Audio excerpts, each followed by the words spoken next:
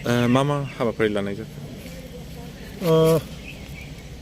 जिथि दवार दख'रा दुलाराय बर' फरायसा आफादनि बे बानजायनायावहाय दिनै बे सान्थिपुर दालाइसा दुलाराय बर' फरायसा आफादनि सिङाव थानाय जे रुनिखाता सान्थिपुर समबाय समितिनि जे नखलागाव बा लांगोनायाव जोङो दिनैहाय सानसेनि हाबाफारि लानानै जे 19थि थान्दै जख'न्थाइ बे 19थि थान्दै जख'न्थाइखौ जोङो लानाय जादों। दा फुंनि हाबाफारि हिसाबै जोंहा आफादनि फिरफिला बिरहोनाय हाबाफारि आरो मुंख्लंफोरनो बिबार बावनाय हाबाफारि आरो बड'फानि सावगारियाव बिबार बावनाय हाबाफारि लानानै जोङो फुंनि हाबाफारिखौ जोङो लानाय जादों।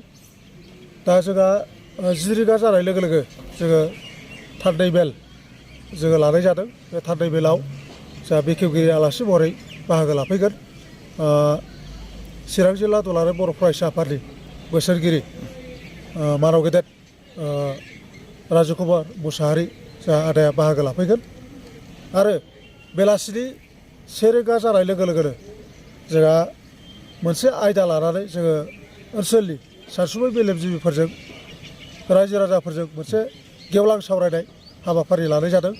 बे आयदाया जाहैबाय समाजारि आथिखालनि समाजारि थासारि सोलोंथाइ आरो इयुन आथिखालनि जे समाजारि जेंना सोलोंथाइ आरो इयुन थासारि बेखौ लानानै जोङो मोनसे गेवलां सावरायनाय हाबाफारि लानाय जादों।